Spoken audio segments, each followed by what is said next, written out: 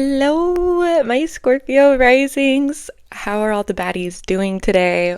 Welcome. My name's Haley, aka known as Moon Girl, aka known as at my Moon Girl readings on Instagram. So if you came from Instagram, what is up? We have expanded and moved into YouTube.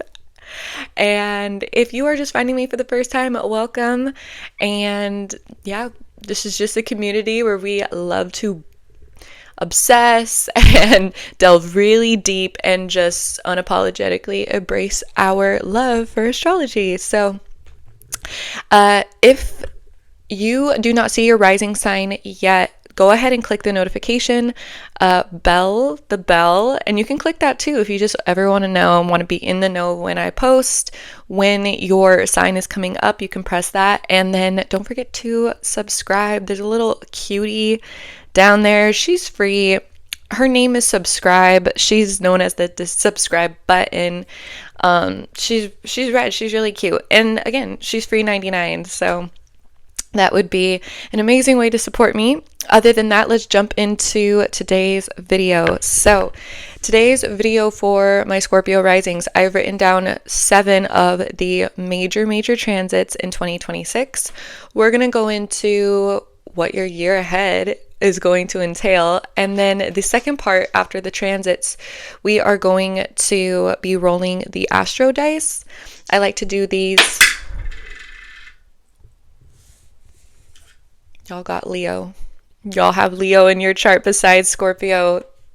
This was definitely meant for you to watch. Yeah, I just like to roll the dice, and because everyone's chart is so nuanced, there's different angles, different rulers, different degrees. And so the dice allow for me to delve even deeper into your chart specifically based on who's watching. So last but not least, I have a book.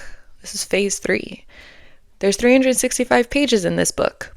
We're going to pick a date in here. This is going to be your important date / a very special date for you guys. And there is going to be the message from Spirit. So let's go ahead and just get started. So first transit that I have written down is Jupiter is going to be exiting Cancer this year and moving into Leo. So transit number 1, Jupiter exiting Cancer. So let's go ahead and see what it's been doing inside your guys' birth charts. So you guys have Cancer within the 9th house. So Jupiter moving through the 9th house, this could be a time, and we're talking about the second half of 2025 into the first half of 2026. That is, Jupiter's still going to be in Cancer. When Jupiter is crossing through Cancer, the 9th house talks about our belief systems. And it is that faith. It is pushing the envelope in our own belief system so that we can have more faith, so that we can trust the journey, or whatever mottos that we live life by tend to be the 9th house. So I know a lot of us that are into spirituality, we kind of believe in, we don't really believe in coincidences, right? Like that's kind of a really popular one. See, there's different ways in which we adopt beliefs. And when we have Jupiter moving through the 9th house, this is actually whatever house we have Cancer in, by the way, is the house that we are undoing family karma.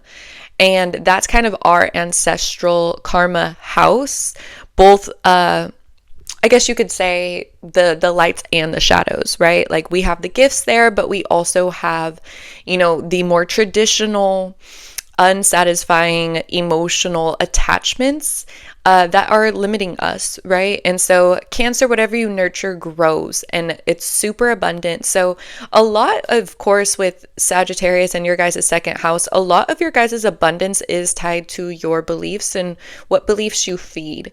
So we could be the very energetically sensitive to other people's beliefs, to our own beliefs. It could feel like our beliefs are being reformed in a sort of way.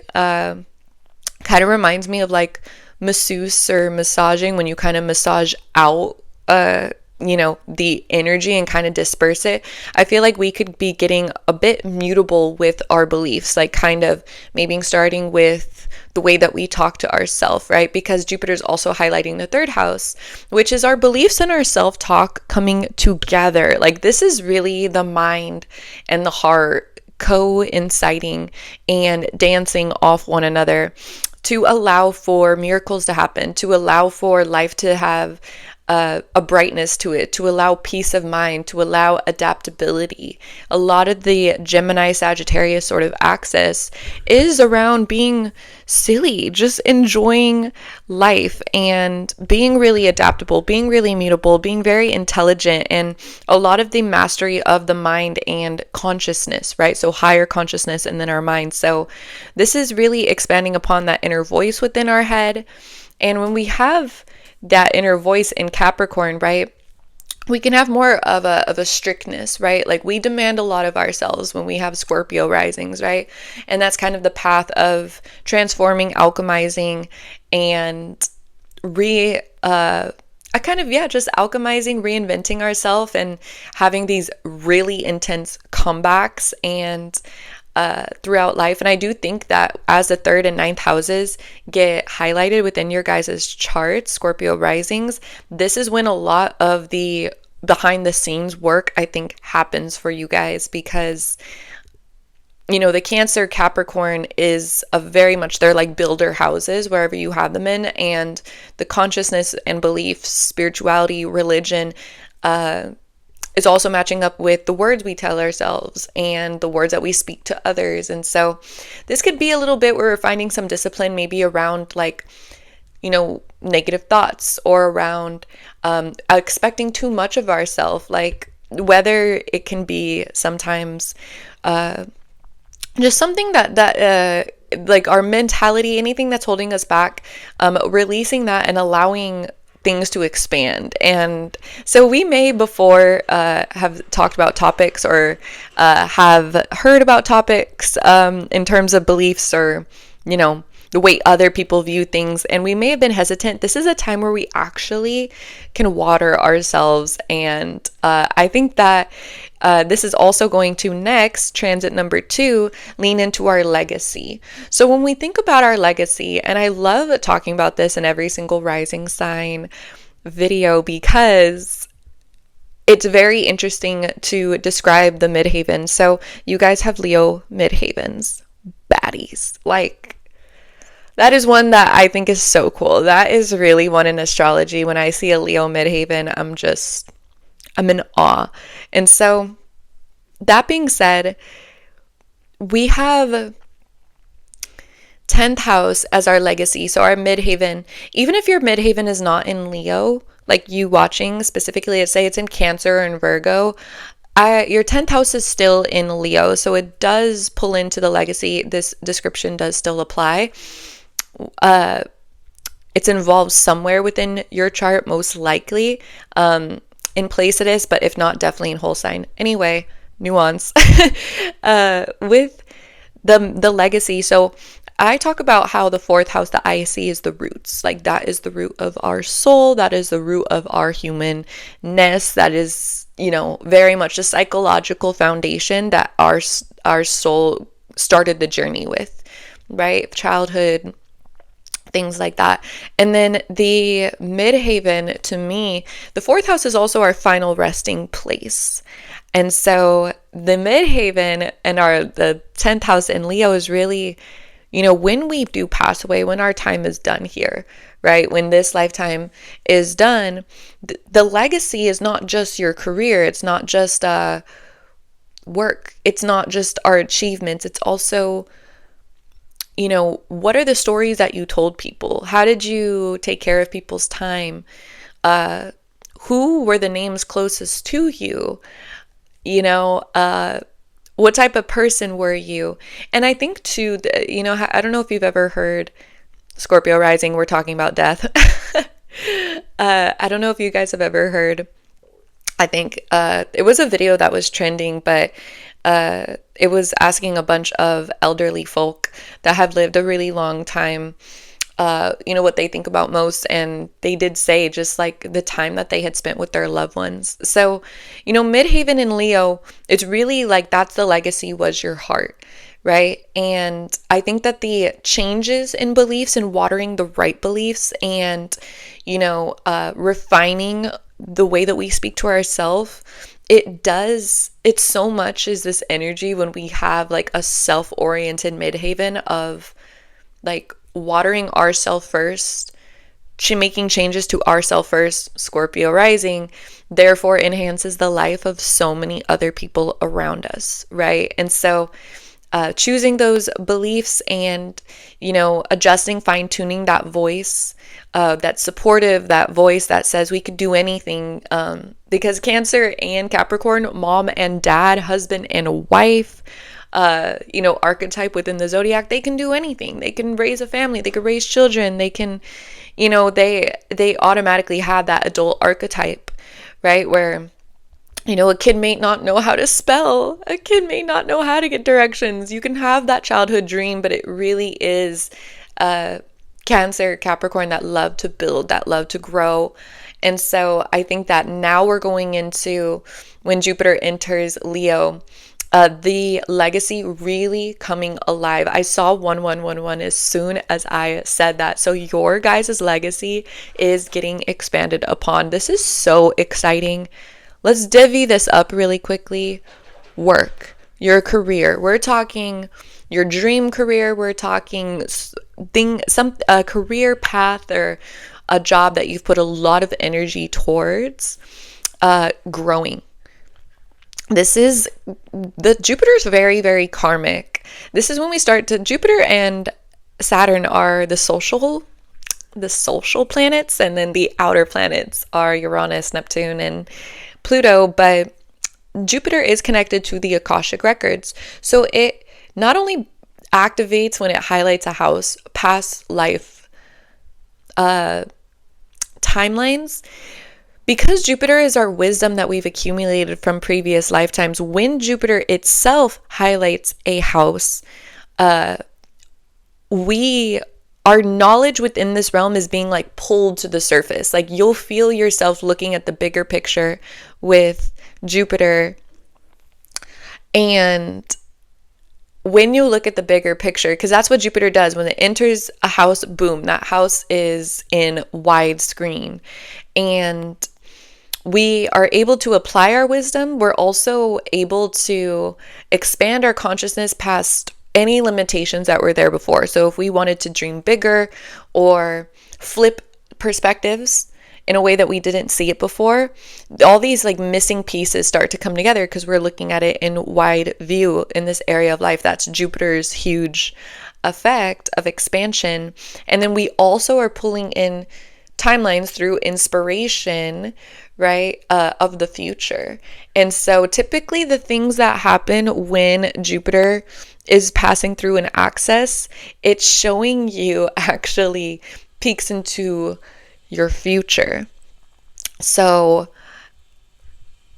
take that as you will, and maybe think back to or even look at some of the years that Jupiter was in certain houses in your life. It's very, very satisfying to see how the future that we didn't know was going to exist yet like unfolds into like current opportunities, like current events, things like that. And so not only is this going to bring in opportunities for career advancement, for different achievements, this is also income. The 10th house does talk about income. So this is an upgrade in income. We could even, sometimes Jupiter is like, we expand so far past that now that thing isn't even in our life anymore. And so it can be, if you've been looking to retire, if you've been looking to not work anymore, this could be a time when that happens. This could be a time in which, too, and that kind of makes sense with the legacy where, maybe we're saying goodbye to the company, to people we've been working with for so long. Like, But this can be totally too, if you are in the public eye, if you like to have a lot of eyes on you, you want more eyes on you, you want to be seen, you want your project to be seen by a lot of people, you would like your music to be heard, you would love your content to get more traction, you would like to be, your name to be remembered, you want to run that marathon, you want to, honestly, anything. Like, you guys probably have such cool dreams and cool aspirations for the legacy that you want to leave behind, what type of person you were. This is really when we could have a lot of eyes on us too. This is major fame, like major fame. By the way, the closer your midhaven is to the 29 degrees, Leo, the closer your midhaven is to Regulus, which is even more wide scale fame. Like, I'm looking at my mom's chart right now because she's a Scorpio rising and I need a chart to be able to see, and hers is at 24 degrees, which is a really large orb. But if you have 27, 26, around there, like, I would say kind of like a 5-degree orb, like, this is, my mom barely has one, massive visibility that is. So then we have just like a relationship with our masculine energy and expanding upon our feminine energy. So, like, being able to relax our nervous system, the quality of our home. Is it clean? Is it, what's the energy like in there? Or do we air it out with the windows? Do we have little domestic traditions? Do we eat dinner at a certain time? Are our pets happy? Are our children happy? Is our family ran in order? The fourth house, when we have Jupiter, that's really an expansion too upon, running our household like a queen, right? Because Cancer is really connected to me, to Hera, in a lot of ways. But it is that energy of a wife, of a mother, right? And yes, Capricorn is known for being extremely hardworking and known for, putting in the hours and putting in the time, but Cancer does too. Cancer does so much. So that fourth house being highlighted with the North Node moving through Aquarius, and then also Jupiter opposing in Leo, that Aquarius house, your guys' fourth house. This is expansion there too. So we could be trying different things. And we also are just breaking like karmic new beginnings with our nervous system. So if you have been waiting for a long time for things to chill, for things to slow down, to enjoy more downtime, to enjoy family time, things like that, this is a really good one as well. So this is also like emotionally breaking free, which kind of makes sense with the mental.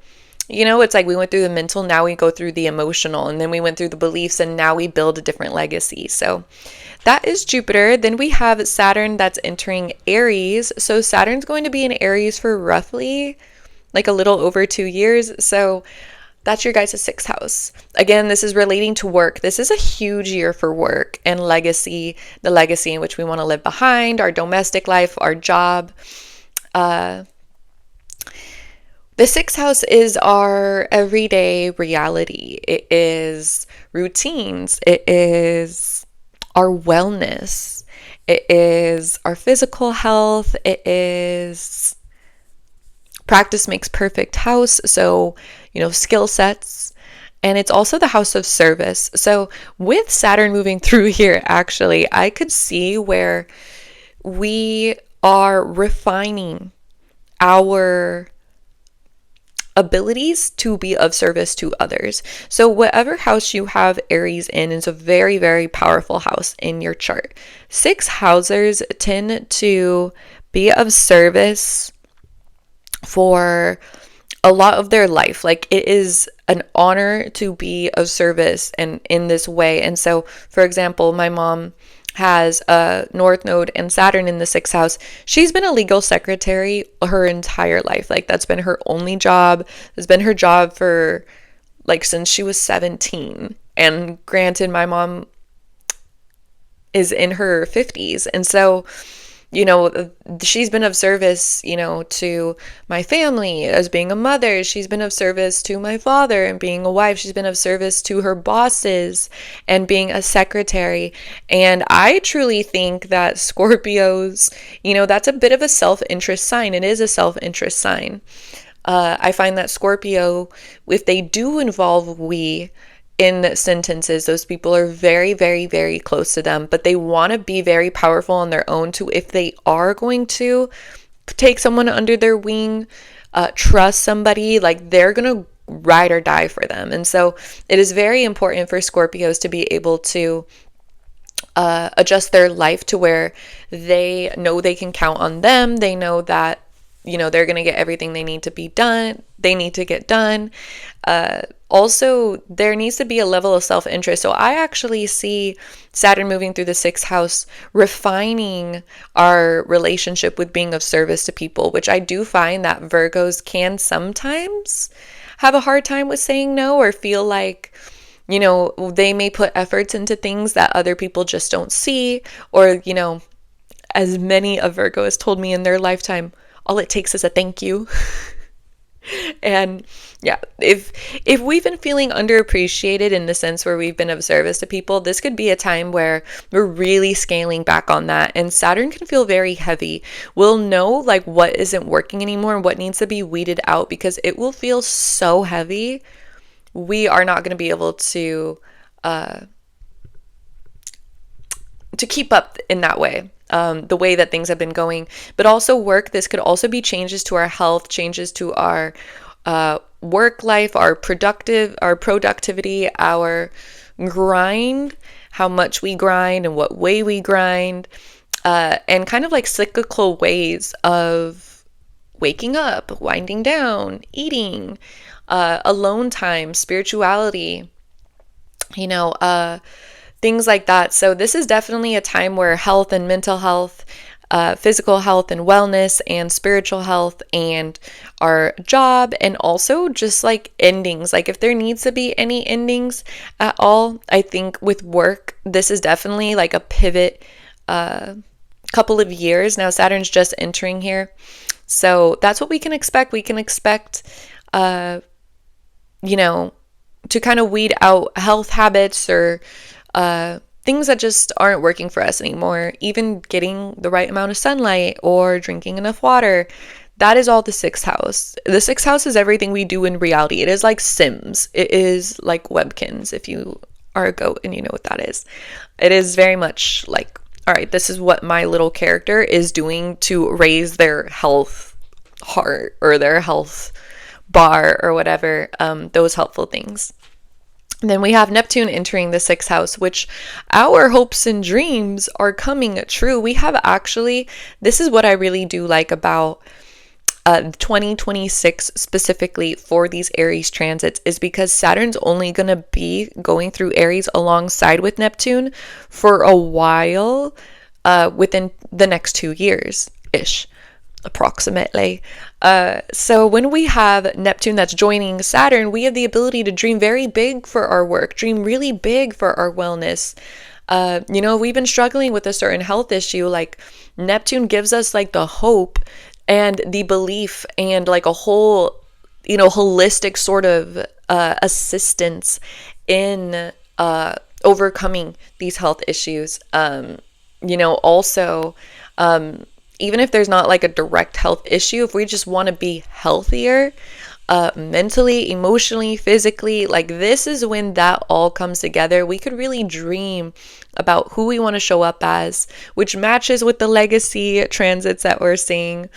And this is also like our dreams coming true and putting in the work with Saturn, making those calls, taking responsibility over our life, taking control of the situation with work, and doing it and kind of arranging our life in a way where we're going to feel like we've put in the work and some of our dreams have actually come true, and the visions that we were seeing were leading us somewhere. Our intuition was leading us somewhere to better healthness, wellness, healthness. I don't even know if that's a word. Healthy habits, wellness, and this is more of a job. However, it totally can be career. as well, but also just, what time we wake up in the morning, and appointments, and, our workflow and things like that being refined and manifesting like our highest timeline in that. Then we have the north and south nodes that are going to be moving through the 11th and 5th houses in 2026, and then moving into your guys' 10th and 4th houses. So, the south node moving through the 11th house, there could be a lot of emotional experiences coming up in general around our hopes and wishes for our life. And this could be something where we may have seen where we maybe have had a voice, and this can happen with whatever house we ever go in. This is definitely a collective transit. Like South Node moving through Virgo sometimes can be like a criticizing voice, because the South Node's what we're letting go of, right? It's where we go too far, and it gets muddy here, like it gets stuck. It's not helpful to us anymore. We need to cut it off. We need to let it go. However, this is also where we've been there, done that. So the South Node reminds me too, where we got to just take the valuables and get out of a burning building sometimes. And that burning building is emotional dissatisfaction, right? And that is also being pulled into like older karmic cycles. So it can feel really heavy, really sticky. This is happening more in a way that is very, very mental for us with Virgo. And again, it can be just like a critical voice. Earth in shadow just tends to feel very heavy and brings in those feelings of sometimes like depression, sometimes like anxiety, right? We've all been going through this, right? Even if it's like macro or micro, however the events have taken place they're going to be different for everybody. The 11th house is a very good karma house. So this is one of those houses where, through kind of these tougher realizations or kind of like hard pills to swallow, we could see where we didn't live out our dreams, right? Where we still have more desires and dreams. And so this is kind of like allowing ourselves to see where we want our reality, what we want our reality to look like too, and anything that we can do to help put ourselves into a position where we can make our life easier so that we can have our hopes and dreams happen. This is also just kind of figuring out what our hopes and dreams are. I find that Virgo's very, very personal too. So this naturally overall Scorpio risings could have been in 2025 and will continue into 2026 until the summer, been a time where, we may be asking ourselves like, but despite what humanity says or like society says, wherever you live in the world, right? Like whatever small town, whatever religion you grew up with, like whatever molds societal expectations, family expectations, friend expectations were placed onto you in terms of what you want, what you should want. What do you really want? And I think that this is something too where there's a hope with this too. Like, you know what? Maybe I don't want to go and stay in a hotel or live in one of those apartments with the clear windows wrapping around the whole thing and it's just city. Like, I actually would just love I would love to get an Airbnb on a ranch in the middle of nowhere. And I just feel like that's more me. And, for example, I've seen other Scorpio risings, just kind of like, I think be more assertive and more gut instinctual about, I'm not going to follow that trend, or you know what? This comes around every year, or we've been doing this for so long. I don't want that, and my dream is actually this. What I want is actually this. And it is going to be something that helps to evolve you, right? So that's something too where like it's honoring your authenticity. And just by doing that, that is something that is going to allow for you to evolve, and because we're honoring ourselves and what we want. And then we have the North Node moving through the fifth house. So I love North Node moving through the fifth house in Pisces, because to me, Pisces energy likes Neptune, right? Like Neptune and Pisces are besties. Neptune feels exalted in Leo. So this is actually a very extraordinary transit. And this could just be a lot of fun with your children. I feel like children could have been really, really big for Scorpio risings this year.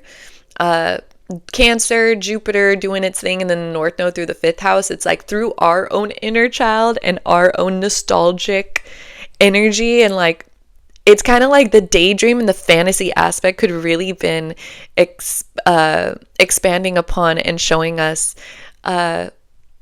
we're remembering what it's like to be a kid again, remembering and having our inner child come out to play with our children. This also can be like kids in love, right? Like this is like romance. So no matter what your romantic status is, this also could be a time where we were exploring more romance, more even like platonically, just way more lighthearted. And this is like rediscovering hope and fun through pleasure, or hope through pleasure, fun through pleasure, sensuality through pleasure.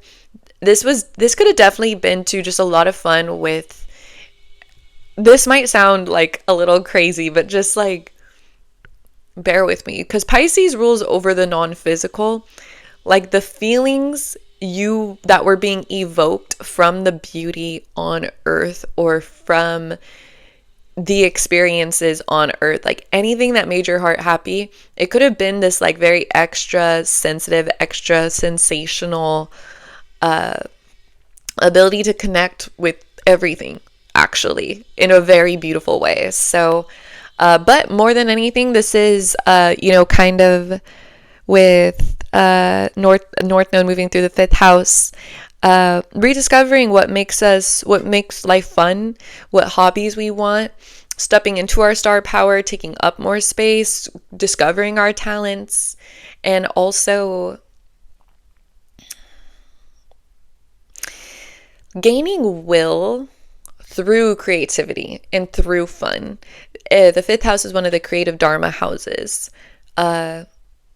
Essentially, we get will to move forward and to keep going and to just show up and take up space and get the bravery from the love that we're feeling from what we're doing.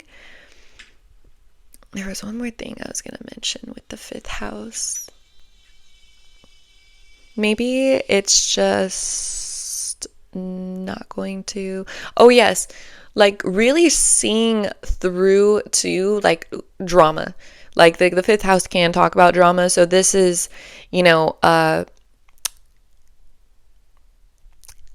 of seeing where like drama needs to end in our life, any which way, shape, or form. Then we're going to have the South Node and North Node moving through the 10th and 4th houses. Now, South Node moving through the 10th house, definitely, again, this is giving me like job change, or just, it's giving retirement era. South Node moving through the 5th house could also be if we're not going to actually let go of a job, with Saturn moving through the 6th house and South Node moving through the 10th house.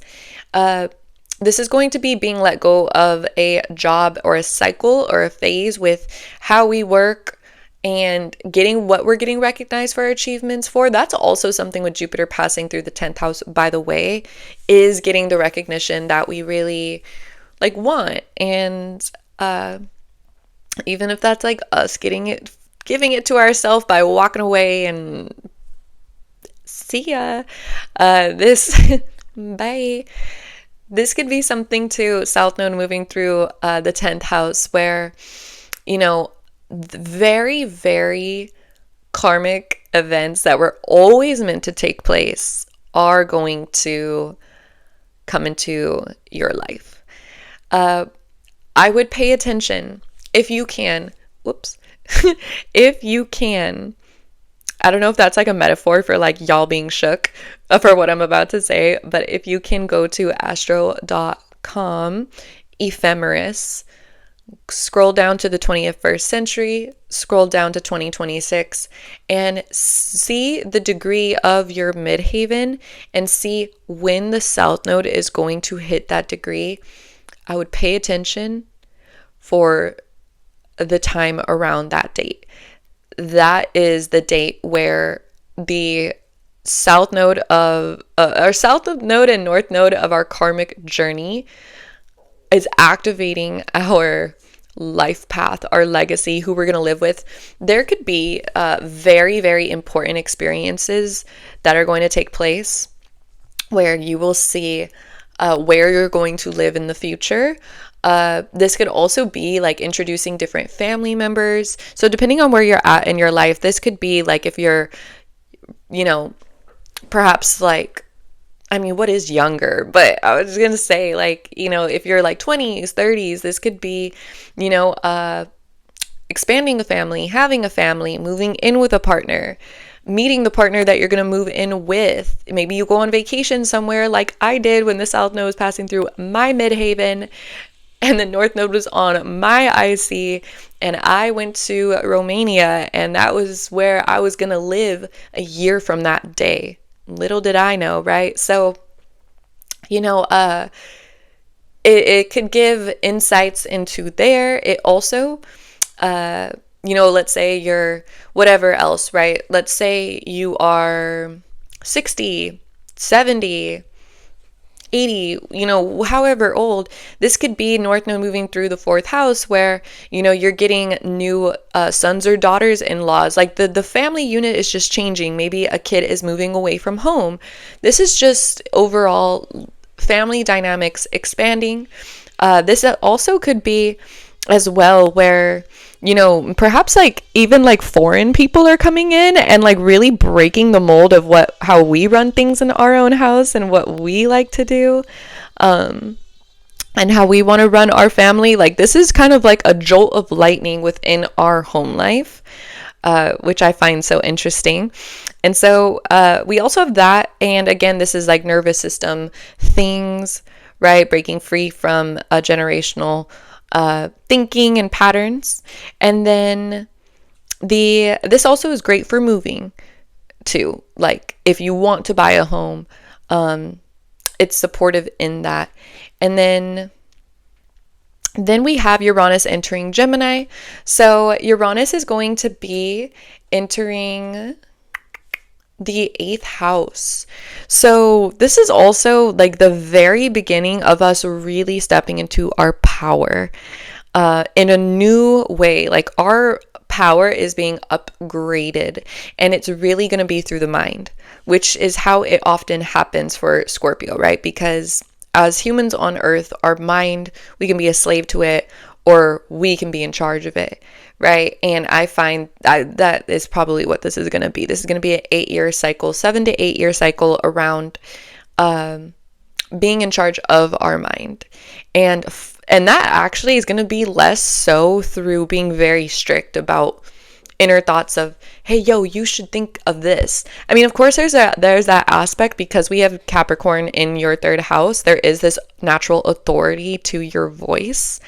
However, this is going to be power through adaptability, power through listening skills. Like if we were not good listeners before, or like, good, like I'll say active listening. Like for example, I took a class in high school where we were actually taught how to actively listen.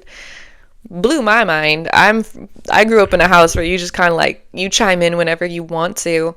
And of course, throughout the years, like there's been so much that I've learned about active listening, and I know that I talk a lot in my content, but it's a beautiful thing, active listening. It's like such a sign of intelligence. And for example, if somebody is crying, that is active listening, is being able to mimic the environment in which that person is emoting at the time, and like create an environment where that person feels like they're being acknowledged. So, right, like not standing on your phone, like actually making eye contact, actually nodding when people give cues, not saying things, like I know exactly what you're going through, and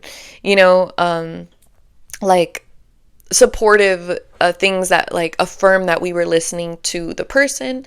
And I do think that Scorpio risings are very talented at not letting people know their secrets and, directing a conversation.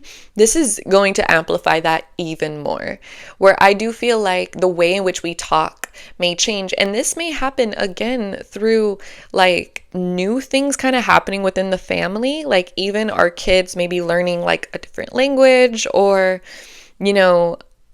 whatever it shall be, however it shall be. This could be through traveling different places and seeing their customs, and it just does something to our mind where we're gonna have realizations around not only that, but also intimacy, like true intimacy. And when we get intimate with ourselves, we can get even more intimate with others, right? So like being able to talk about the taboo topics of life,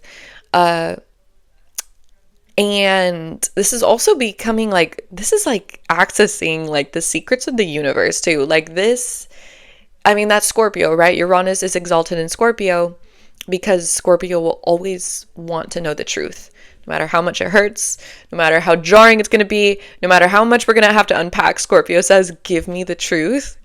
And Uranus entering Gemini is even more of leaning into our authentic truth, right?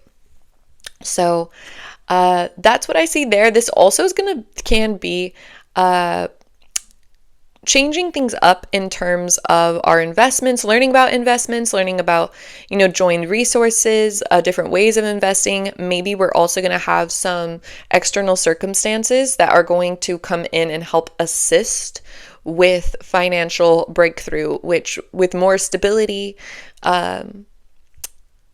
I would also, just with Uranus moving through the 8th and 2nd houses, I would just save for a rainy day. I would just have a rainy day fund. The 8th house and Uranus moving through there can be a little bit more volatile in terms of investments, savings. 8th house can be the house of sudden losses and sudden gains. And Uranus is accidents. Uranus is,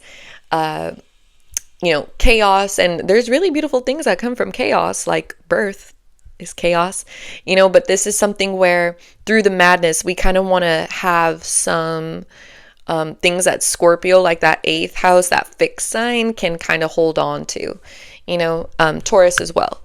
And this also can just be like changing of like what we're learning about is also expanding our values. It's expanding our habits. It's expanding how we relate, how we attach, how we connect. And also our security internally, which is going to shift the security financially, which is going to shift the security emotionally, mentally, physically in our own body, right? So that's a great one as well. We're going to get upgrades within the 2nd and 8th houses, and we're going to start to see the peak of that, right? And then and it also can just be like changing our mind about more private matters. And then we have the 7th and last transit, which is Chiron entering Taurus. Chiron's going to be entering your guys' 7th house. So one theme that I see from this is it's going to be very healing to lean more towards our hopes and wishes, to, okay, I had a low battery little notif come up, but it's going to be very healing, the new lifestyle that we are cultivating for ourselves, that we are watering, right? That the changes with the 6th house and the changes with the 11th house that we talked about. And also Pluto is squaring in Aquarius, is squaring your Scorpio rising. So you, my Scorpio risings, are like this is just like major power and major life direction being unlocked. And I do think that it's going to be very healing, perhaps even a little bit triggering, right? Because Chiron can do that. Chiron sometimes feels like the sun on, I just thought of the funniest thing. Sometimes Chiron feels like the sun and basking in the sun after you were cold. And then sometimes Chiron can be like, if we just woke up and somebody opened the shades and we get triggered. It's It's like the light is too bright.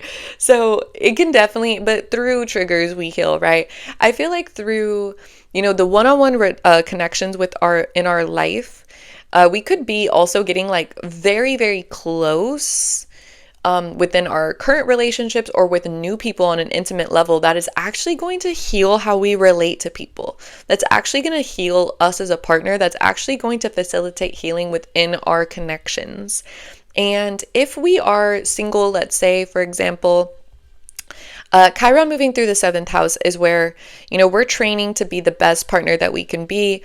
We are, healing around trusting again. We are healing around who we are, attachment style, and getting attached. And this can also be healing like the heart and just being more heart open with people. This also can be too where we're just becoming a more stable force for the other people in our life. And we could really want that too. Like really, it is healing when people show up with consistency and stability within our lives.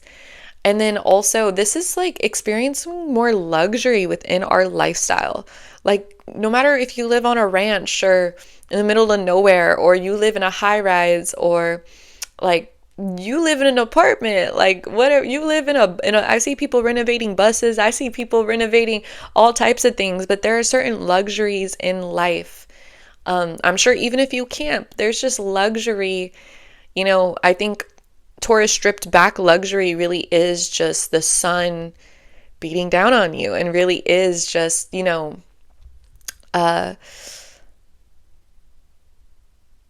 nature, like experiencing and enjoying the present moment, like being with the people you love, listening to good music, good wine, good food, good times. But this also can be more luxurious experiences. And so I do feel like overall our we're getting upgraded in luxury in our life. And I think that this is gonna be very, very healing.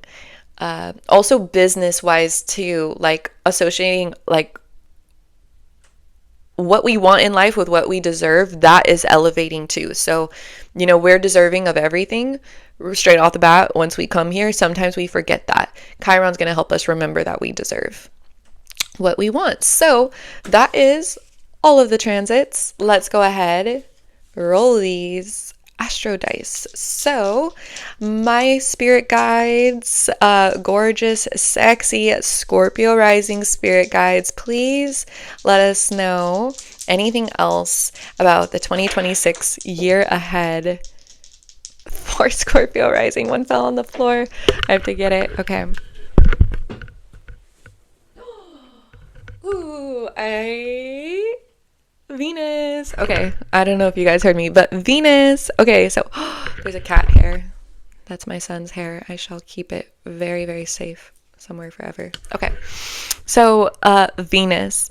So we have Venus, which is the planet of beauty, the planet of luxury, the planet of love, the planet. I love that this came out because we were just talking about this. And so yeah, I think just more like 2026 is getting our money right, like standing on our values, standing on business. Venus is a lover on the sidewalk, if you guys know the Justin Bieber reference. Venus, and yeah, I see that too. I see, when we have the second house getting activated too by Uranus, this is like sudden epiphanies with like, whoa, like I gotta take care of my hair once a week. I gotta wash my car once a week. I gotta, make sure that my money is all facing the right way in my wallet. Like there's certain things that we, that can make our life beautiful, that can make us feel good. And I think we're really going to be experimenting with that. I think, Gemini attention span, like it loves to go to many different aspects throughout their day. And I think that this is something we're expanding. We also could be learning about money. If that's something that you have already been thinking about wanting to do, you could be just learning something in general that makes you more money, or having some brilliant ideas of how to make more money. This would also be like I love this, because then we also have the 4th house, which is very, very grounding. So any like DIY projects in your home this year, slay. Any like trying different things Venusian wise. Like Venus is coming up so big here. So I feel like, like I just learned to do my nails myself. I'm on a journey, right? So don't look too closely, but like that's something that I've been learning to do. I've also, you know, okay, maybe that's the only thing that I've been learning to do right now, but this also could just be like learning about things that we love. Like I have a tarot course that I really want to dive into.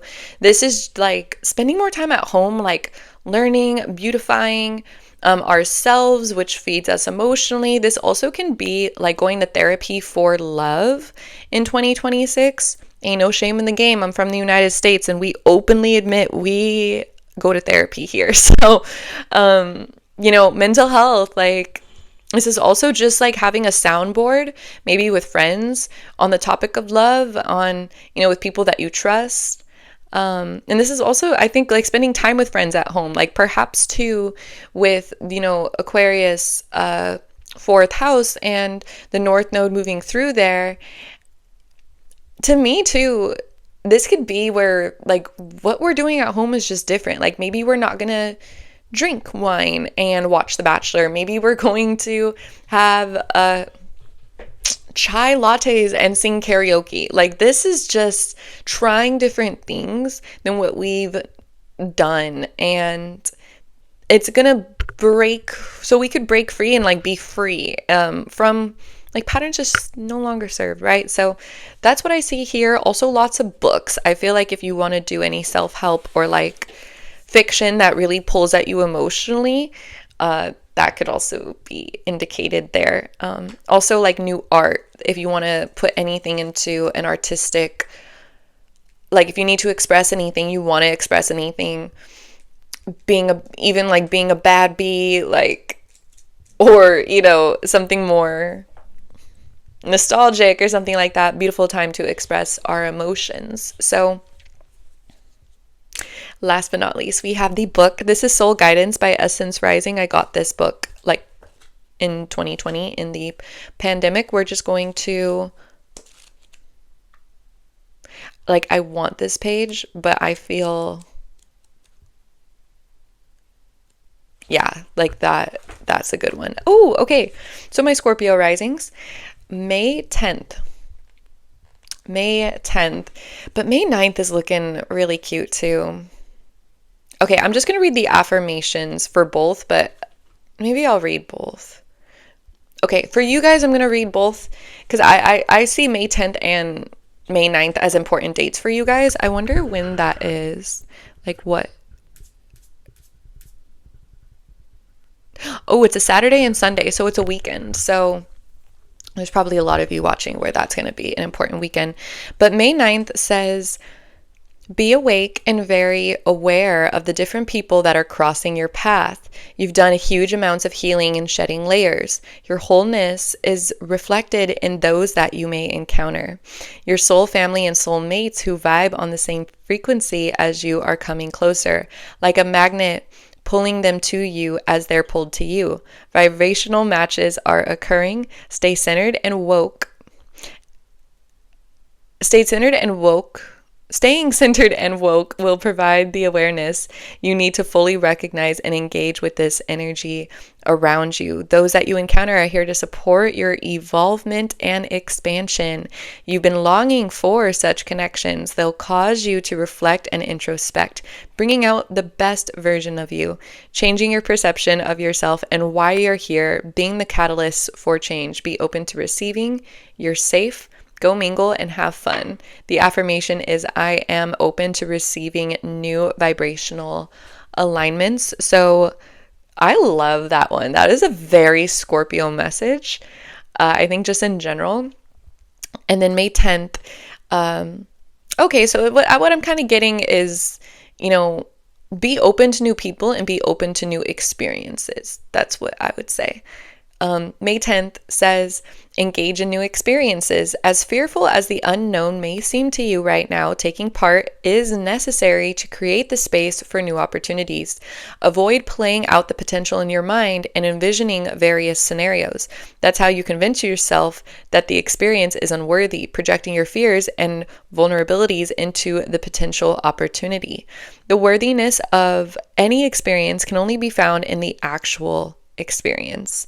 Life is an adventure, embrace it. Many new treasures are waiting to be found. Know that you are safe. Learn to trust your process and everything will be revealed. And the affirmation there is, I am open to engaging in new experiences and people. So, all right.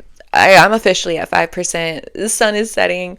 That is your guys' 2 messages. I think those are pretty self-explanatory, but I definitely think that that's relating to Chiron as well. Just like new experiences, new people. And it's going to make us feel more grounded. It's going to make us feel more secure.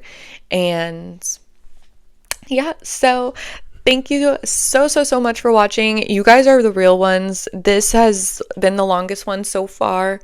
I told myself I was going to try to keep this at 30 minutes. That did not happen. So if you made it until the very end, please comment that good old Phoenix Rising emoji if you have it. If you don't, just a fire emoji. So I know y'all the real ones. I will know, you will know, and I'll comment it back. And other than that, just take it easy, take care, and I'll see you guys in a later video.